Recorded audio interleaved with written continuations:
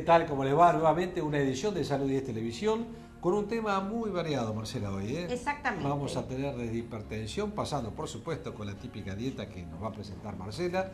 No es dieta en realidad, es Hoy alimentación vamos a sana. hablar de semillas y legumbres con Muy muestras. Porque muchas veces la gente nombra diferentes tipos de legumbres o de semillas, pero nunca las ha visto. Así que la mesa estaba llena de ¿Y semillitas. cuánta gente habla de semillas, ¿Cuánta gente habla de semillas y la importancia de activarlas para que sean efectivas? Porque si no, el efecto no. Bueno, y vamos a hablar de vacunación también. Usted sabe que se viene la gripe. Ya estamos en invierno, ya están los cambios de clima y hay vacunación antigripal y usted tiene que saber dónde se vacuna, quiénes se deben vacunar y la época que ya para empezar a vacunarse. Sí, y dejar de creer en los mitos de los problemas que traen las vacunas. Es imprescindible que todos estemos vacunados, por nosotros y por el otro. Exactamente. ¿Sí? El doctor Viñó estuvimos nosotros. con el doctor Carlos Viñó, que es cardiólogo, y hablamos de un tema, pero a ver, que es para hablar 5 programas, que es hipertensión arterial. Y ustedes van a decir, otra vez la hipertensión. Sí, otra vez la hipertensión, y se van a cansar de escucharnos hablar de hipertensión y diabetes, porque queremos que la gente tome conciencia, y ustedes van a escuchar cifras que habla el doctor Viñó, que realmente son alarmantes, que nos ocurren a todos nosotros, de obesidad, de sedentarismo, y el 40% de las personas sufren hipertensión y no lo saben. Y no lo saben. Y los que lo saben no se tratan o dejan de tomar la medicación porque ya está bien, ya está normal. Sí, sí. Y es el grave error.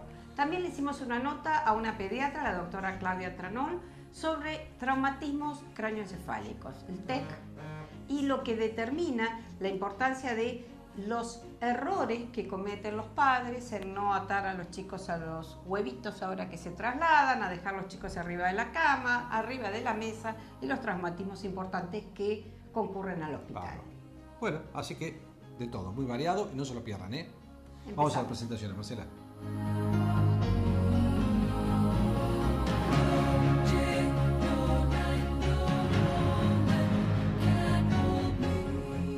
Hoy dijimos que íbamos a tratar un tema porque en estos días ya es el Día Mundial de la Hipertensión y para eso invitamos a un cardiólogo, al doctor Carlos Viñó. Carlos, gracias por estar nuevamente con nosotros en Salud 10. Un gusto estar en tu programa. Pues es que uno de los temas predominantes dentro de la cardiología y yo creo que dentro de la salud en general, porque creo que muchísimas personas padecen de no sé si denominarlo de enfermedad, que es la hipertensión arterial, ¿no es cierto? Entonces, un poco como se viene el Día Internacional de la Hipertensión Arterial, ¿qué hay hoy de cierto, qué hay de real? Sabemos que somos hipertensos, no sabemos, nos controlamos de la presión cuando sufrimos algo, nos controlamos como prevención. ¿Qué pasa hoy en día en nuestra medio, en nuestra región con la hipertensión arterial? ¿Le tenemos que tener miedo? ¿No le tenemos que tener miedo? El 17 de mayo va a ser el Día Mundial de la Hipertensión Arterial y la Sociedad Argentina de Hipertensión va a conmemorar ese día lanzando un lema que es conocer y controlar tu tensión arterial. Especialmente porque sabemos que por lo menos un 40% de la población de gente que sufre hipertensión arterial desconoce que tiene hipertensión arterial. 40%. 40% desconoce su condición de hipertenso. O sea, de cada 10 personas que están en este momento mirando este programa, 4 son hipertensos. Exactamente, y no lo saben. Y de la totalidad de la gente que es hipertensa, la mayoría no está debidamente controlada. Esto nos lleva al punto de que solo un 25% de los hipertensos son conocidos y además adecuadamente controlados, de manera que nos quedaría un 75% de las personas en el aire, es decir, o por lo menos algunos no saben que son hipertensos y otros, sabiendo que lo son, no están debidamente controlados. No están debidamente controlados porque las dosis no son suficientes, porque es decir, no se cuidan adecuadamente o porque directamente deciden no tratarse, porque creen que es una circunstancia del momento o es o lo peor, que es una enfermedad que no tiene consecuencias para su salud. Hay una cosa, disculpame, pero hay una cosa que uno ve cotidianamente, es que tomé el remedio de la presión un tiempo, pero ya después me sentí bien y no lo tomo más. Y la otra es que, como no tengo síntomas, ¿para qué voy a tomar remedio? Exacto. Y también tenemos la otra que sí, me dieron un remedio para la presión hace 10 años que lo sigo tomando y nunca más se controló. Exacto. es importante que recordemos cuál es el punto de corte para el diagnóstico de la hipertensión, porque recientemente fue publicado un documento de consenso, de acuerdo entre las sociedades científicas que tienen injerencia con el tratamiento de la hipertensión, y el punto de corte para la Argentina son los 130-85, 13, 8,5, es decir, depresión máxima y depresión mínima, para definir la normalidad. De ahí para abajo, en realidad tenemos una presión normal. Cuando nuestras presiones se acercan a 14 de máxima, o 140 milímetros de mercurio, o 90 de mínima, ahí hacemos diagnóstico de hipertensión arterial. Y en ese hiato, ese espacio en el medio entre los 130-85 y 140-90, decimos que la presión arterial es limítrofe. Y además debemos tener en cuenta que este punto de corte contrasta mucho con lo que hoy actualmente la escuela americana y canadiense está considerando como hipertensión, que son los 120-80. Esto generó mucho conflicto mundial porque para algunas sociedades, algunas personas están hipertensas y para otras están todavía... Depende de las regiones, la alimentación y todo eso. En el reciente Congreso de Hipertensión de la Sociedad Argentina de Hipertensión en Mar del Plata, hubo una mesa muy interesante en donde se comparaban los consensos de las distintas regiones.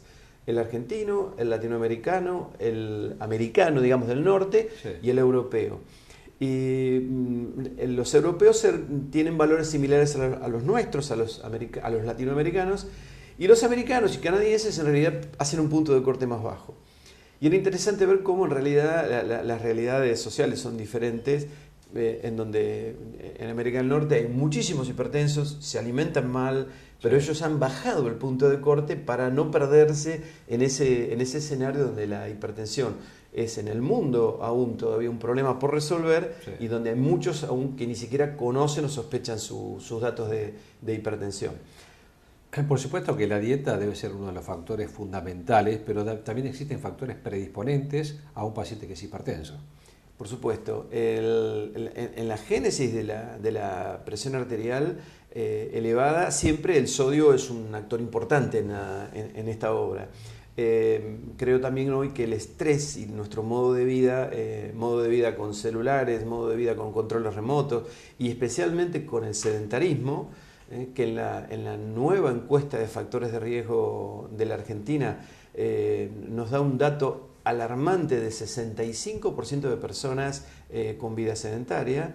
Esos factores confluyen y agregaría también el consumo excesivo de alcohol, serían quizá 4 factores importantes: consumo de sal, sobrepeso, sedentarismo, estrés y el uso excesivo de alcohol como factores, digamos, intervinientes, ¿no? Sí. 2 datos precisos, dijiste 40% de las personas son hipertensas y la mayoría no lo sabe, y esta última, que el 65% de las personas son sedentarias. Esto es, sin ser alarmista, es alarmante en realidad, es muy porque alarmante, sí. Hoy en día en nuestra sociedad es cierto que corremos contra el reloj, que estamos muy pegados a la televisión fundamentalmente, y la televisión no deja de estresar. No este programa, pero el programa que sobre todo que producen, sobre todo los noticieros, no dejan. Yo, una de las recomendaciones que le doy a los pacientes es que no cenen ni almuercen con la televisión prendida, porque es un factor de tensión en ese momento, ¿no? Totalmente, es una recomendación razonable, ¿no? Teniendo en cuenta la reciente encuesta de factores de riesgo digamos, Argentina, estos datos, ¿no? 60% de pacientes con sobrepeso, 65% de pacientes sedentarios, 40% de personas en rango de hipertensión arterial, 30% de personas con el colesterol elevado, y alrededor de un 8% son diabéticos. Estos son datos que, como bien decías, debe alarmarnos, ¿no? Sí. Y quizá nuestra postura debería ser, bueno, el pesimista va a estar pensando que esto no tiene solución, nosotros va a estar pensando que el viento no va a cambiar, ¿no? El optimista piensa que algún día va a cambiar esta tendencia. En realidad creo que tenemos que sostener las velas, porque debemos trabajar fuertemente, porque la verdad es que nuestros esfuerzos no han sido suficientes para cambiar esa tendencia. ¿Sabes qué ocurre? Que la hipertensión es un signo, ¿no es cierto? Que a veces uno no tiene síntomas en ese signo, que es la presión alta. Cuando muchas veces lo mismo ocurre con diabetes, muchas veces cuando uno tiene ya síntomas, ya es un poco tarde, ya tenemos lesiones. Exacto. Entonces, esto a lo que apunta un poco es cuándo debemos controlar la presión arterial, porque la mayoría de las personas van cuando ya tienen más de 60 años a controlarse la presión arterial. Hoy vemos gran número de chicos obesos a los 10 años. Entonces, ¿cuándo es que debemos controlarlo y si lo debemos hacer siempre en realidad, no? No hay que tener miedo de decirlo. En consonancia con la campaña que va a ser lanzada por la Sociedad Argentina de Hipertensión, yo creo que todos debemos conocer qué presión arterial tenemos. Tomándola en una farmacia. Existe una red en las farmacias de vigilancia y de control de la presión arterial que incluso está armada muy bien en red como para poder hacer un seguimiento.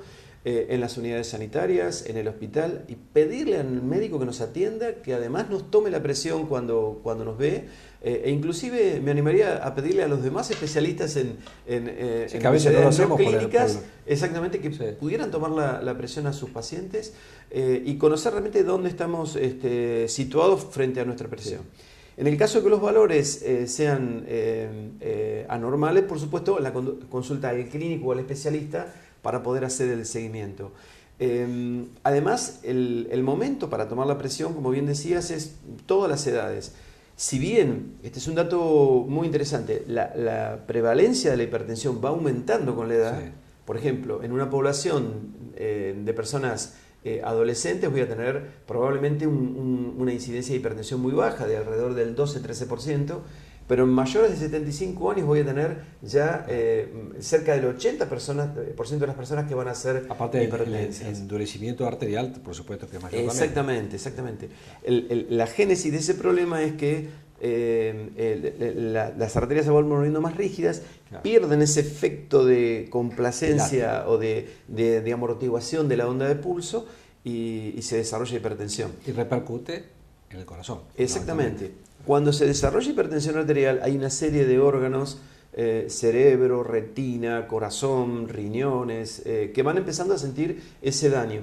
Ese daño muchas veces es asintomático y lo más característico de esto puede ser, por ejemplo, el daño renal, es decir, donde no vamos a tener ningún índice de sospecha hasta que un buen día hicimos un análisis que nos revela que la falta el riñón, de función renal. Exactamente, pierde proteínas o deteriora sus índices. Y eso no sería tan grave como la presencia de un ACV hipertensivo, ¿no?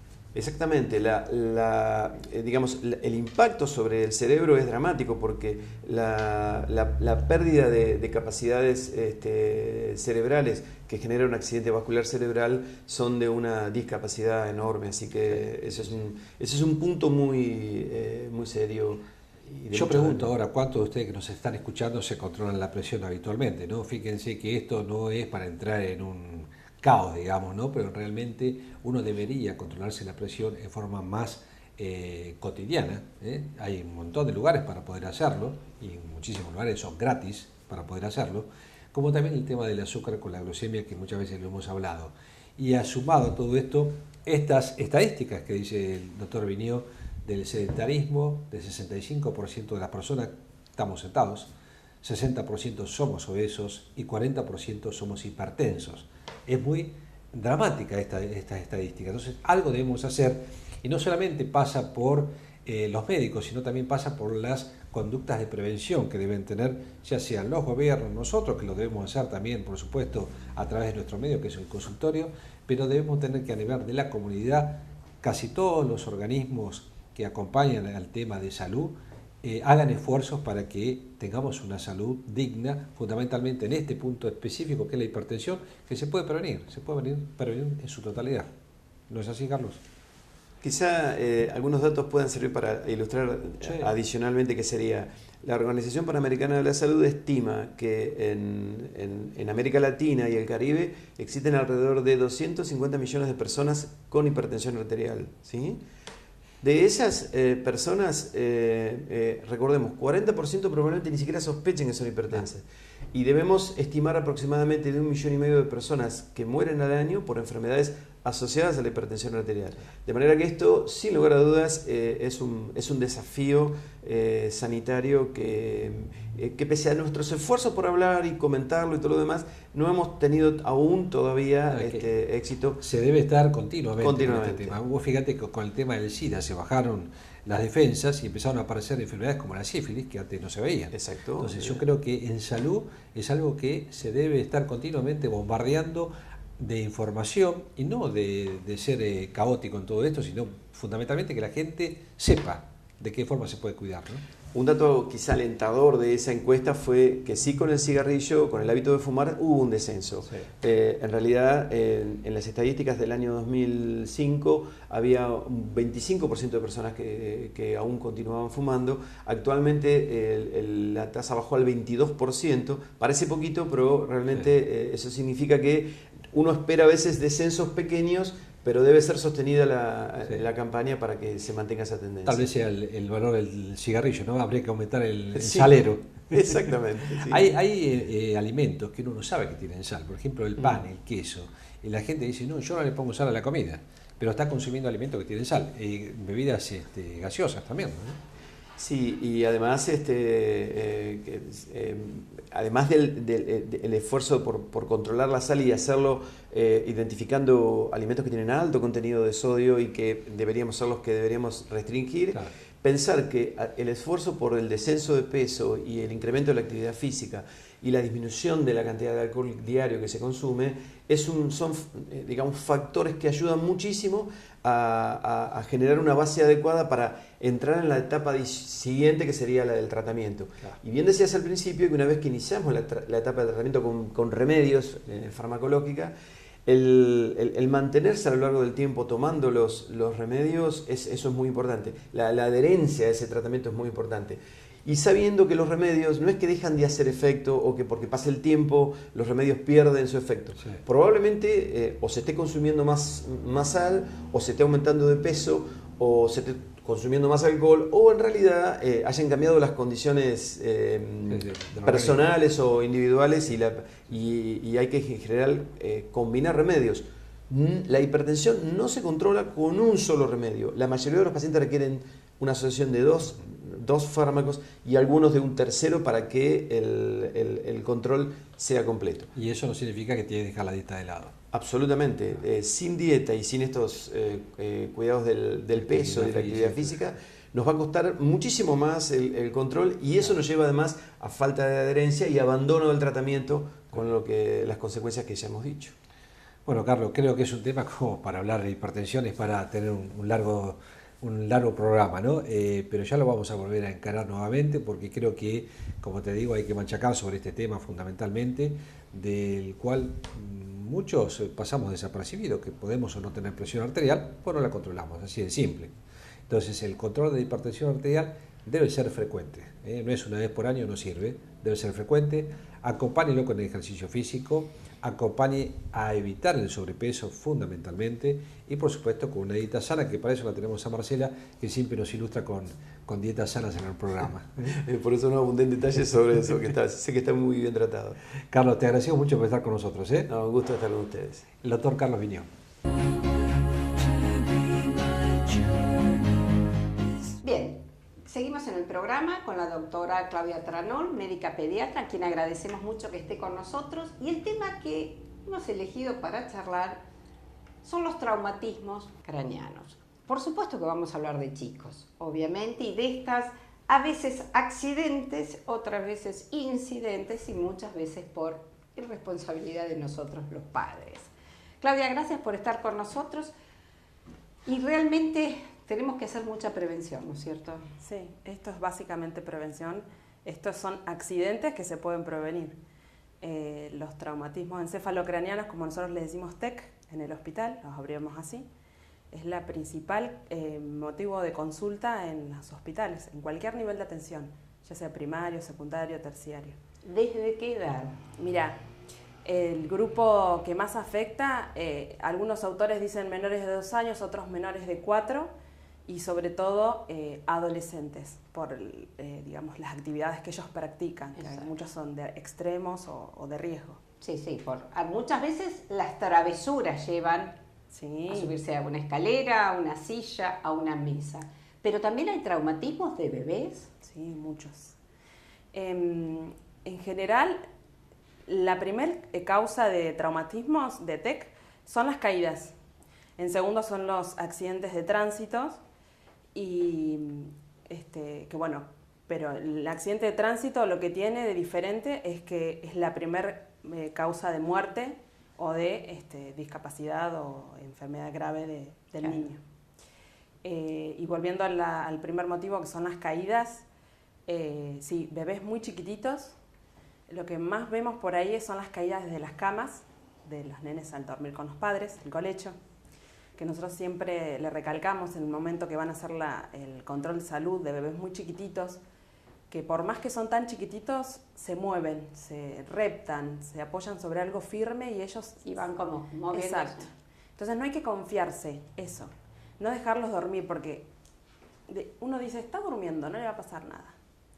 Pero es cuando están durmiendo que los dejan solitos y se caen. O durmiendo con la mamá.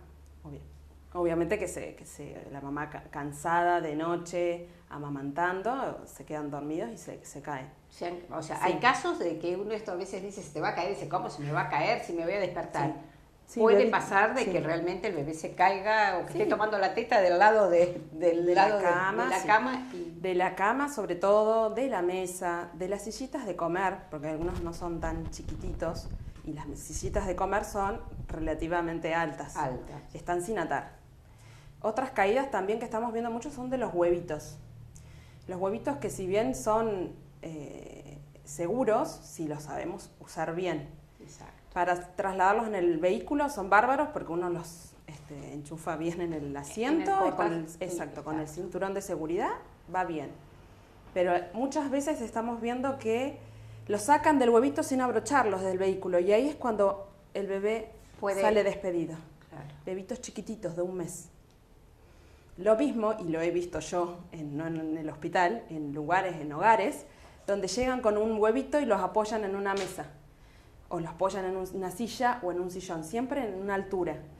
Que bueno, no está bueno eso. Es más fácil y es más seguro dejarlo en el piso. Sí. Pero Tomando bueno. las precauciones del lugar donde se ponga, pero realmente, y que esté atado, porque uno piensa del huevito, no se va a escapar, pero el bebé puede empezar a moverse o llorando y salir y caerse. Sí, Quizás no va a ser un traumatismo del piso, no va a ser más que un traumatismo leve o se va a resbalar, digamos, pero de arriba de una mesa el traumatismo es serio. Sí, pero bueno, son cuestiones que uno tiene que tomar, son, digamos, no confiarse, porque y de última, si el bebé se mueve un poquitito más en el huevito, no pasa nada, porque tienen 2 meses, a veces aparecen tirados en el piso, porque se mueven sin atar, no pasa nada. El tema es si se cae desde una altura importante. Un bebé tan chiquitito, ya menores de 3 meses, es un criterio de internación.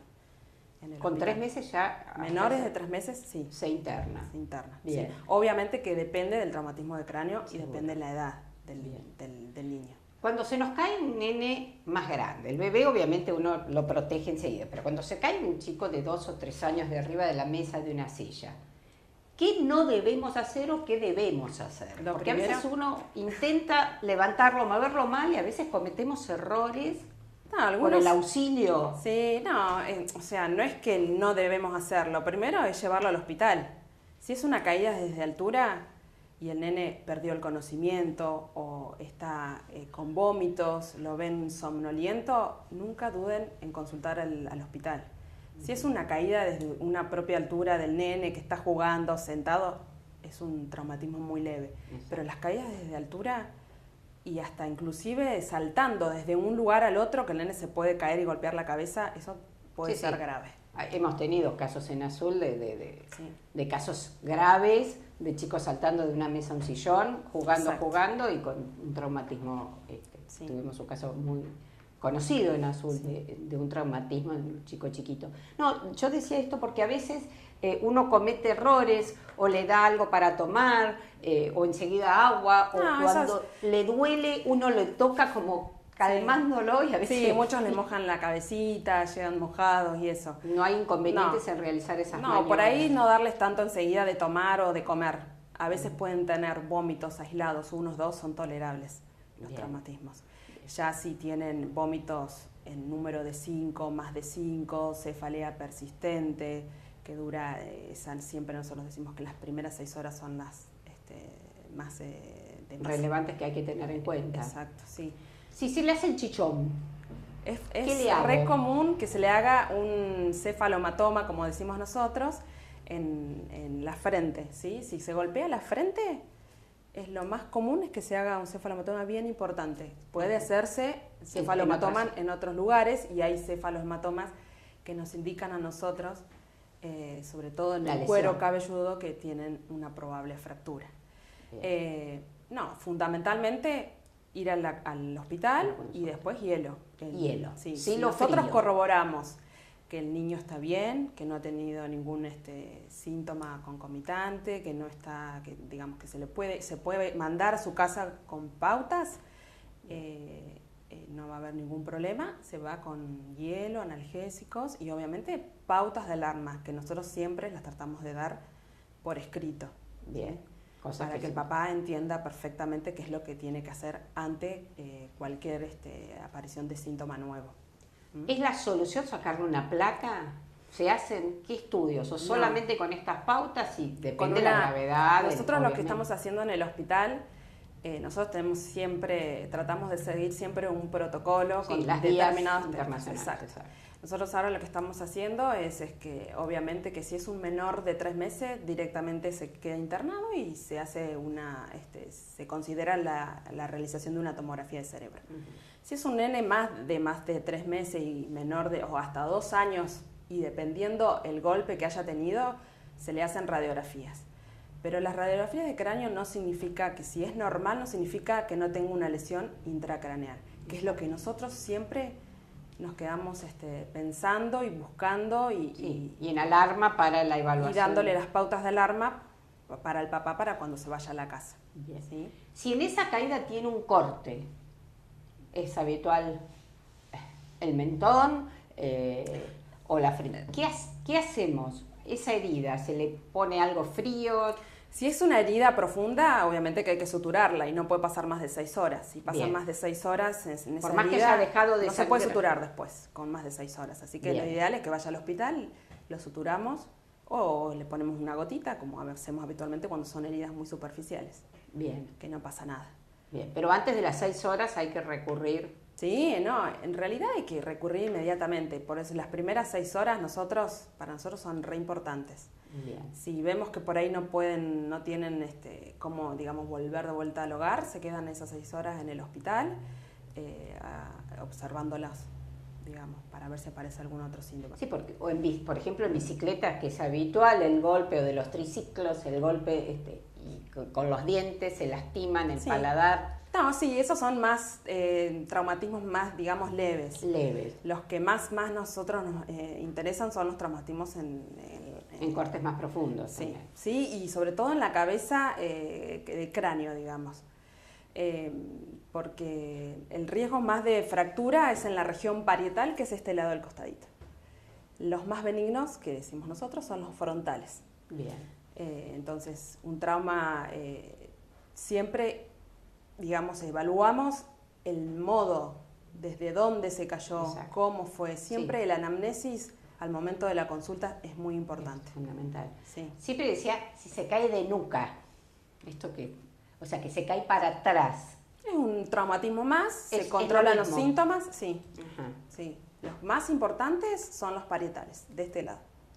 Y que hacen el chichón, digamos, el cefalomatoma. Que ven eso, hielo y concurrir inmediatamente a la llevarlo al consulta. hospital enseguida. Bien. Sí. Hay veces que no nos dicen, son bebés de 5 o 6 meses, se cayeron de la cama y nos enteramos por un control de salud que se cayeron de la cama. Es importante que hagan la consulta digamos, porque por ahí es un golpe que vos decís, no le pasó nada, pero uno nunca sabe si tiene alguna lesión cerebral. Exacto, que haya quedado, que de pronto se confunde en la evaluación de la época de los meses que tiene. Así que es importante, lo recalcó varias veces la doctora, concurrir a la consulta, fundamental. Así, a veces yo creo que mucha gente no concurre por el temor al reto, de decir cómo dejaste un bebé arriba de la cama o arriba de la mesa, porque a veces no es solamente uno, a veces son más chicos y se cometen esas imprudencias. Sí, uno como pediatra igual trata de, no es retarlo, pero siempre recalcarle. Exacto. Todos cometemos errores, pero no nos debemos confiar, porque eso es lo que pasa, nos confiamos. Exacto. O el tema de las escaleras, nenes que suben solo las escaleras y se terminan cayendo. Un nene de 2 años no puede subir solo una escalera, tiene que ir acompañado de un adulto. Seguro. Aprender a que tiene que subir acompañado, no subir solito ni bajar solito. Y bajar menos. Y bueno, esto de las protecciones, que las escaleras tengan traba, cosas de que no se nos puedan escapar, Sí. o la puerta de calle lo mismo, colocar las cerraduras para evitar estos, o las escaleras en los que viven en departamentos, que muchas veces Sí. las puertas de los ascensores o demás que son de fácil acceso. Así que bueno, gracias Claudia por estar con nosotros. Esperemos que hacer todos prevención para evitar estas situaciones con los menores que muchas veces depende de nuestra responsabilidad. Gracias. Seguimos en Salud 10.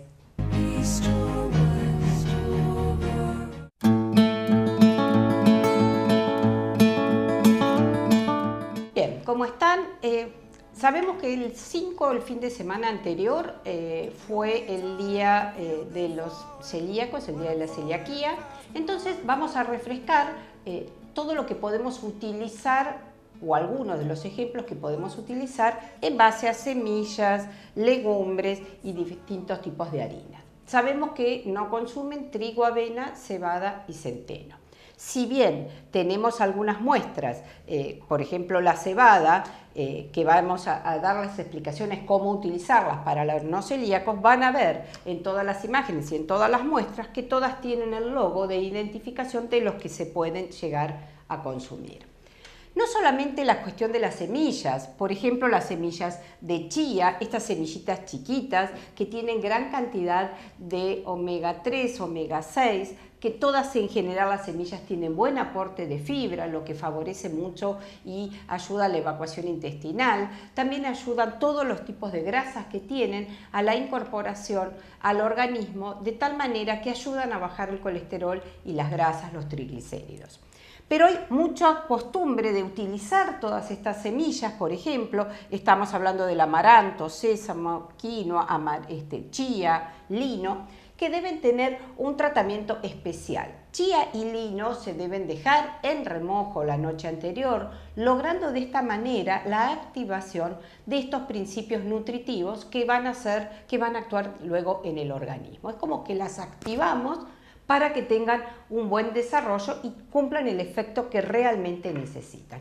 Muchos de las legumbres y de estos cereales se deben remojar. Muchos se inactivan las sustancias que no son necesarias para el organismo, grupo de los fitatos que están en la capa, en los que son de grano entero.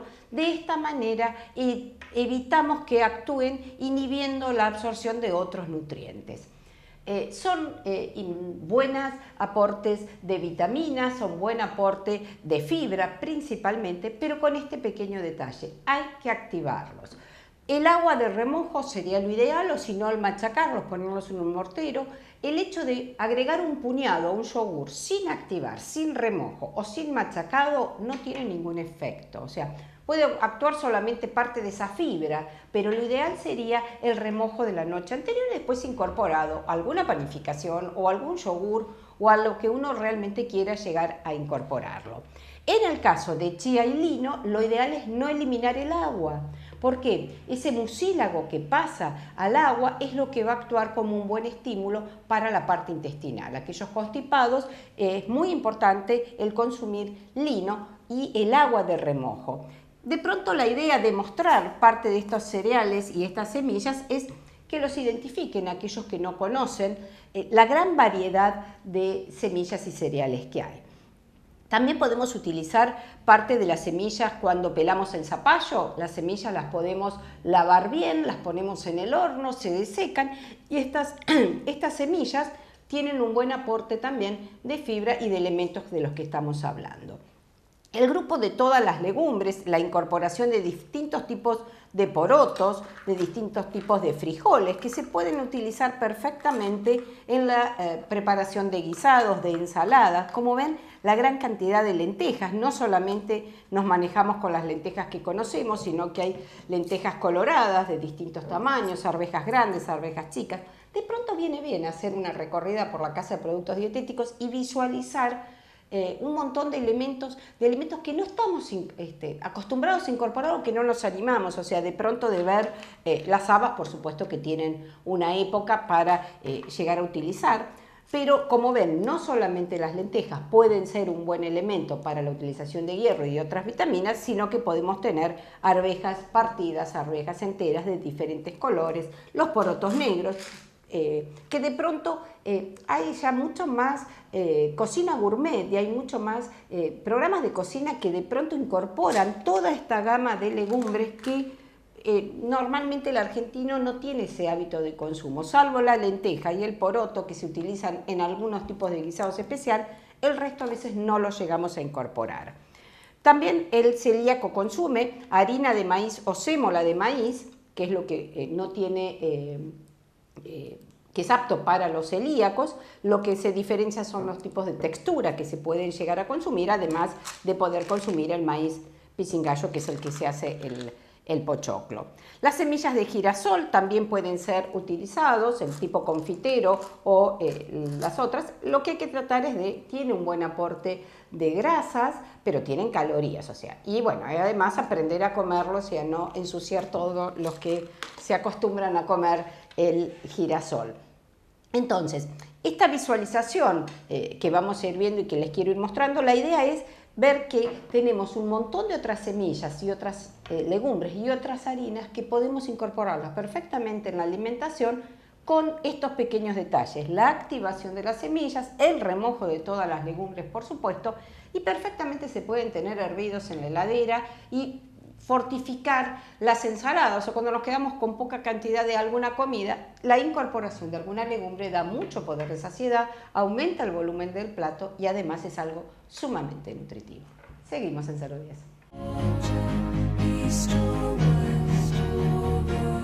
Bueno, Bien. te cuento yo me vacuné. La importancia de la vacuna. A ver. ¿Por qué cambia todos los años la vacuna? Hay 3 tipos de virus, A, B y C.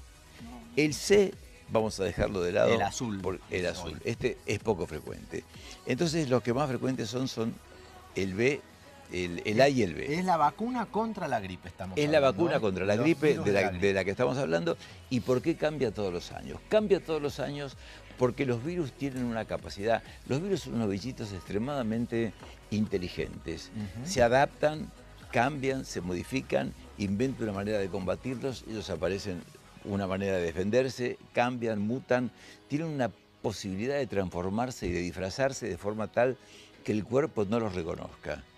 O sea, son como... Sí, ellos quieren vivir, digamos. Ellos quieren vivir y para vivir necesitan, ellos se replican adentro de la célula humana. No es que se replican en cualquier lado, sino que se replican, se dividen adentro de la célula. Por lo tanto, andan buscando por dónde colarse. Ahora, ¿por qué cambia la vacuna? Fíjate vos que hay 3 tipos, hay varios tipos. Vos podés tener, de acuerdo a cada subtipo, vos tenés uno que es B, pero puede ser H o N. ¿Viste que decían la vacuna H1N1? Sí. Pero además cada una de las H's y cada una de las N's puede tener una cosa distinta. 1, 2. Exactamente. Entonces este puede ser un tipo, acá tenemos otra combinación y acá tenemos otra combinación de los B. Pero y acá tenemos el C, que también puede tener distintas combinaciones. Entonces este año viene para la A H1N2 y para la H1N1 y para la B. Esos son los 3 tipos. Todas las cepas. Claro, porque esas son las cepas que vienen fuerte este año. Y Doc, y si te agarra una de las que no es fuerte, estas que dejaste No, acá. es que no hay. No puede ser. O sea, la vacuna te la dan para las cepas que se han determinado que existen. ¿Y las cepas son las mismas que ocurrieron el año en el hemisferio norte? Son las mismas que el hemisferio norte, pero no son las mismas que el año que viene. Podrían ser como casualidad, pero no son... Pero las que se dan en el norte es las que van a llegar acá, entonces ya tenemos ese exactamente, aviso. Ya estamos preparados. Entonces, ¿qué es lo que pasa? Uno se aplica y veamos la lista de mitos que hay con respecto a la vacuna. Lo primero te dicen, no te la apliques porque te vas a enfermar peor. Eso es verdad, te hace mal. La posibilidad de tener una infección de gripe, de tener algún malestar con la vacuna de la gripe es el 1%. Y la posibilidad que vos tenés de contagiarte de la gripe está entre el 20 y el 40%, con algunas ocasiones sí que es mucho más fuerte. Y te aclaro que la gripe no es el resfrío. El resfrío es cuando vos todavía podés andar por la vida. En la te gripe deja no de puedes cama. andar por la vida, porque tenés mucha fiebre, muchos dolores, mucho decaimiento, tenés el estado general totalmente quebrantado, dolor de cabeza, dolor muscular, te manda a la cama. Está bien. La gripe te manda a la cama. Pregunta, Doc. Algunos dicen que cuando estás embarazado todo bien, no te tenés que vacunar. No, cuando estás embarazada te tenés que vacunar. Está entre los grupos que es que el Estado que vacuna gratuitamente a los grupos de riesgo. ¿Cuáles son los grupos de riesgo? Los niños hasta los 2 años. Los que se deben vacunar, sí Los que o se deben sí, vacunar, son los sí. grupos de riesgo. Exactamente. Después de 6 a 12, las embarazadas, las puérperas también, las mujeres, las personas que están con algún problema de defensas, obesidad, diabetes, asma, personas que han tenido enfermedades pulmonares, personas que tienen VIH, que están inmunosuprimidas, personas que están en tratamiento para el cáncer, también los que trabajan en el sector salud y las personas que trabajan en lugares donde hay mucha gente, donde hay aglomeración de gente. Por ejemplo, una persona que trabaja en un subterráneo. En un aeropuerto. En un aeropuerto, en un cine, en un teatro. El colectivero. El colectivero, por ejemplo. O sea, todas las personas que trabajan en Todos, lugares digamos, donde hay... casi. Si viajás Lo que también en convendría subte. es que se vacune todo el mundo. Pero los que son obligatorios y gratuitos son los otros. Está bien. Son las personas, personal de salud, más todos los grupos que yo te dije anteriormente. Doc, llegó el invierno. No Sí. me vacuné. ¿Ya no vale la pena vacunarse o igual hay que vacunarse? No, igual tenés que vacunarte, estás a tiempo de vacunarte y aún en mayo tenés, si has tenido la suerte de no tener de no haberte gripado, todavía estás a tiempo de vacunarte. ¿Cuánto tiempo, después de cuánto tiempo la vacuna es efectiva? A los 4 o 6 días la vacuna empieza a ser efectiva. O sea que, ¿qué pasa si una persona está, porque tarda 4 o 6 días en incubar? ¿Qué pasa si la persona se vacuna y estaba en el periodo de incubación? Porque eso puede pasar. Vos estabas incubando, Sí, te me diste la vacuné. inyección y a los 3 días... Ah, eso es lo que decían antes. Decían Te viene la que gripe. uno no es que se engripa por Claro, la vacuna, sino no, que ya la tenías. ya la tenías. Ya tenías el bicho adentro. Exactamente. Ahora, en todos los casos la detiene, no. El 85% de las posibilidades de que no te venga. Y el otro 15% sí te viene, o el otro 14%, porque hay 1% que puede tener alguna molestia, pero el otro 14-15% lo que tiene es que le disminuyen los síntomas. Ah, si te agarrás gripe, igual es mucho más light que lo que hubiera sido si Es no mucho estás más leve vacunado. si no hubieras tenido la vacuna. ¿Los niños es verdad, Doc, que los vacunan 2 veces, 2 dosis? Los niños son 2 dosis que deben aplicarse. ¿Seguidas? ¿Cómo? 2 dosis seguidas, no, con una separación de unos meses. Ah, Los niños perfecto. tienen que darse 2. En los adultos es una sola. Perfecto. Y hay 2 tipos de vacunas, una que intramuscular y hay una que es subcutánea, que se da para las personas, en general para las personas que tienen mucho sobrepeso, está indicada, porque por ahí tarda en llegar, hay mucha... Por la grasa. Por la grasa ¿verdad? que es, exactamente. Y Doc, una pregunta te hago. ¿Se repite todos los años o te vacunaste una vez y No, ya estás contra ese no. grupo de gripe? No, como usted No. por lo que explicó que el virus se va modificando. Todos los años hay que cambiar. Todos Por ejemplo, los la años. antitetánica cada 5 años. Ujú. La antitetánica cada 5 años. Por ejemplo, la del sarampión es una vez en la vida. Pero en el caso de la vacuna, Del antigripal. de la todos los antigripal años. te la tenés que dar todos los años. Te la tenés que dar todos los años y te recuerdo. Si tenés más de 65, más de 60, te la tenés que dar con la de la neumonía también. Perfecto, Doc. ¿Y dónde se la aplican? ¿Va a cualquier hospital? Cualquier ¿Qué hay? hospital y todos los vacunatorios que son de los distintos municipios o de la nación, ahí te aplican esas vacunas te las aplican gratis. Por supuesto, la gente que tiene obra social y prepago también se la aplican en su sistema El otro de mito es, de salud. ¿qué es la vacuna? Porque dicen te meten el mismo bicho y eso te Mirá, puede hacer mal. depende del tipo de vacuna que sea. Esto, acá te hablo de todas las vacunas, puede ser un virus atenuado o un virus muerto. Lo que se trata es de inyectar un virus que provoque anticuerpos, que provoque que el cuerpo quiera defenderse de ese virus. Pero que no sea muy fuerte. Como Que no para sea muy fuerte, está atenuado. Entonces, cuando entra el virus verdadero, ya una persona tiene las defensas contra ese virus. Ah, el tiene cuerpo las ya defensas. sabe cómo El cuerpo combatir. ya sabe cómo combatirlo. El cuerpo está avivado. O sea, los virus se avivan y los científicos también se avivan. Está bien. O Es sea, una lucha todo el es una tiempo, lucha todos los en la años. cual se empata. Sí, sí, Porque sí, el año sí, que sí. viene es Hay otro otro campeonato, y aparece nuevamente la lucha y ver quién es el que está ganando. Está bien. Si te agarrás gripe, Doc, no hay antibiótico, nada, porque No, es un si te, virus. Claro, y te van a dar antibiótico posiblemente si tu médico considera que estás en condiciones de tener alguna complicación. Entonces te dice, le vamos a dar un antibiótico para evitar una posible neumonía. Ah, está Ese bien. es el caso en el que te puede dar un antibiótico. Si no, no hay antibiótico que valga. El antibiótico no mata No. el virus, Y sino cualquier complicación que te agarre una Claro. bacteria. Algo. Ahora, eso sí, está la medicación que es controvertida, que en algunos casos la dan, en otros hay quien dice, bueno, que no es útil, eso se lo puede decir su médico, que es la medicación específica para la gripe porcina, para la H1N1. Está bien. Pero en el caso de que eso te aparezca. Hay algunas personas que dicen, bueno, es absolutamente indispensable, y otras que no, que lo cuestionan, pero bueno, eso cada uno debe Sí, hacer lo que le dependerá diga su del médico. país también, ¿no? Depende del país, depende de que el país lo tenga en stock y depende de lo que le diga su médico si conviene dárselo o no. Lo que sí conviene sí o sí es la vacuna. Bueno, no la quedaban dudas, medicación, como exactamente. siempre. Bien, llegamos al final de este programa muy interesante, hipertensión. Nos van a decir, como dijo el doctor al principio del programa, otra vez Sí, hipertensión. pero va a tener que Sí. entrar, va a tener que entrar para que todos empecemos Es que a tomar los conciencia de datos esta de las enfermedad. encuestas son Totalmente. terribles. Y que la gente tome conciencia de esta enfermedad que realmente a veces que no da síntomas y cuando lo da, tarde. Es tarde. Marcela, vos hablaste de los Traumatismos, traumatismos en los chicos con una pediatra, donde la importancia de la prevención como padres y el cuidado de los chicos en todos los momentos. No creer que un bebé de 30 días no se va a mover del medio de la cama y el chico va raptando y se va moviendo y se puede caer. Y hablando de prevención, la vacunación antigripal para que tengan conciencia que también hay que hacerla, que no tengan miedo a las vacunas y que bueno, donde se tienen que vacunar, que la mayoría son gratis. Sí, y legumbres y semillas, cómo activarlas, cómo consumirlas y la importancia del valor nutricional de las mismas. Así que si todo esto no nos ayuda, todas las semanas síganos que vamos a darle cada vez más consejos y datos para que su salud sea 10 puntos. Salud 10. Nos vemos en 7 días.